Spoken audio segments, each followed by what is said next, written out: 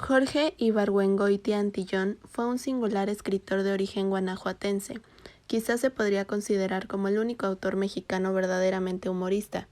En el momento en el que está bastante socializado el respeto y veneración por la Revolución Mexicana, él escribe una novela donde los satiriza, en una época donde se escriben novelas y oponiéndose a las dictaduras latinoamericanas, crea farsas con héroes y villanos un tanto ridículos o inusuales.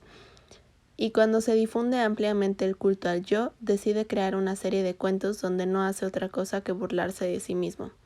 Obviamente, jamás dejando de lado ese ingenioso e irónico sentido del humor tan característico de él. Utiliza mucho la ironía en la mayoría de sus textos. Un ejemplo de esto es la lectura que hemos realizado para este trabajo y de la cual hablaré a continuación.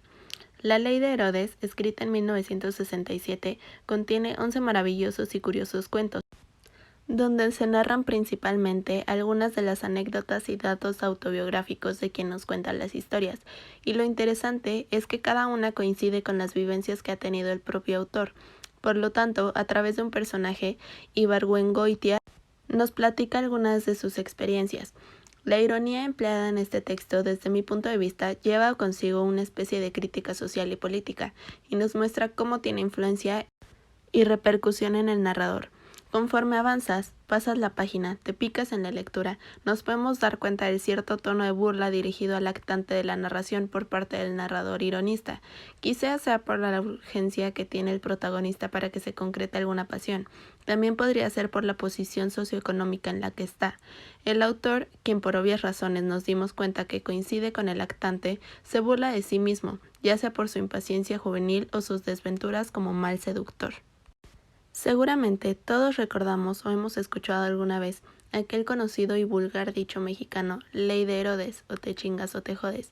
Ibargüengoitia, quien era un observador de las distintas actitudes y los hábitos de la sociedad que lo rodeaba, adapta el espíritu cómico, humorístico y frustrado de este refrán para crear historias en las que el narrador, el cual es el protagonista, se convierte en víctima de las situaciones o circunstancias, faltas de respeto, arrogancia, etc., de sus compatriotas. Un libro muy interesante, mejor frase no hay para describirlo, ya que nos permite ver desde otro ángulo y quizá con otra perspectiva problemas como la corrupción y su influencia en la sociedad y en su desarrollo. Lo cual, a mi manera de pensar, es una de las razones más fuertes por las cuales nuestro país no puede crecer en ningún aspecto. Jorge, como ya mencioné anteriormente, hace uso de la ironía, ejemplificando algunas de sus experiencias y con ellas nos lleva a hacer una especie de reflexión de cómo ser humano, como mexicano y como amante.